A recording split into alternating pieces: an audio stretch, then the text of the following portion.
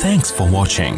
Don't forget to like, comment, share and subscribe to Mufti Tariq Masood, famous scholar. Mufti Tariq Masood speeches को subscribe करके bell icon पे जरूर click करें। जज़ाकल्लाह। अच्छा भाई, बीवी की ख्वाहिश पर सीने के बाल साफ करना। अगर किसी की बीवी इसके सीने के बालों को या जिस्म के दूसरी जगह के बालों को पसंद ना करती हो तो क्या वो इन्हें हमेशा के लिए कटवा सकता है या नहीं? मोहम्मद शाहिद कानपुर से।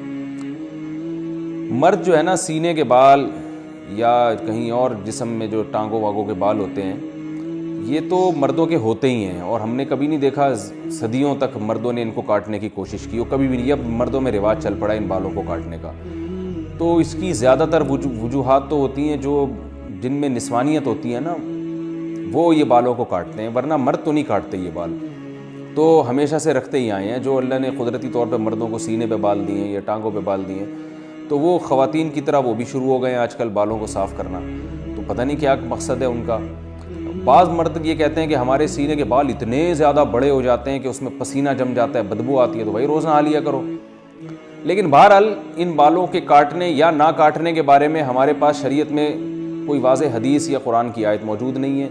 इतनी बात है कि तग़यीर ख़ल्क़िल्लाह, अल्लाह की तख्लीक को बिगाड़ना ये हराम है। तो कोई मर्द अगर निस्वानियत के लिए, औरत बनने के लिए, कि मैं लेडीज़ थोड़ा ज़रा सा ऐसा चमकता हुआ नज़र आऊँ, तो इस तरह औरत बनने के लिए वो ये काम करता है। यानी औरत तो नहीं बन सकता, यानी औरतों की तो नीयत ये होती है ना कि जो है वो खूबसूरत बनना। तो मर्द अगर ये काम खूबसूरती के लिए कर रहा है कि मैं देखने में औरत जैसा नज़र आऊँ, खूबसूरती से मुराद निस्वानियत वाली खूबसूरती, तो फिर तो ये बिल्कुल हराम है। लेकिन अगर उसकी कोई और मसलत है, जैसे बॉडी बिल्डर वो इसलिए करते हैं, उनको मुकाबले में अपने कट्स वट्स दिखाने होते हैं, हमें तो ये काम भी बड़ा बेहुदा सा लगता है। लेकिन खैर, तो कोई और नीयत है या पसीना जम रहा है उसमें, इस नीयत से बाल काटते हैं। तो इनकी बेगम की ख्वाहिश है कि बाल काटो, तो शायद उनको बदबू आती है उन बालों से। तो अगर कोई माकूल वजह है तो काटने में कोई हर्ज नहीं है।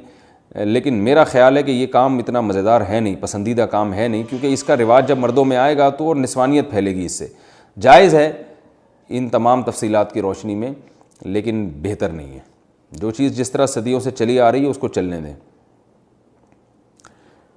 हाँ, अगर सीने के बाल बहुत बड़े हुए हैं और बीवी को उससे तकलीफ़ होती है तो फिर एक अलग बात है, उसको काट सकते हैं।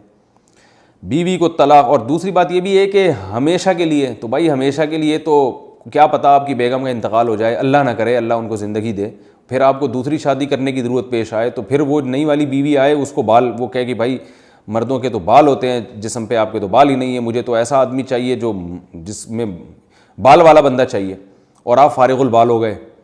तो हमेशा के लिए ना काटें, मेरा ख़्याल है। उसको जो है वो एक ऑप्शन रखें।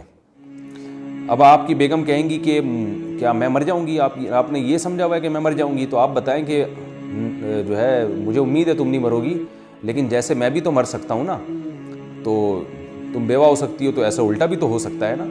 तो आप उनसे कहें कि 50% मेरे मरने के इम्कान है, 50% तुम्हारे मरने के। बल्कि और एहतियात में यूँ कहें कि बेगम 75% मेरे मरने के इम्कान है, क्योंकि मैंने ज़्यादातर औरतें बेवा होते देखी हैं, मर्दों की बीवियाँ की रिपोर्ट मरने की ज़रा कमी है। तो आप कहें कि 75% मेरे मरने का इम्कान है, 25% तुम्हारा इम्कान है। बल्कि यूँ और एहतियात कर लें कि 75% मेरे मरने का इम्कान है, 24% तुम्हारे मरने का इम्कान है, और 1% हम दोनों के इकट्ठे मरने का इम्कान है, कि 1% इस बात का इम्कान है कि इकट्ठे ही मर जाएं।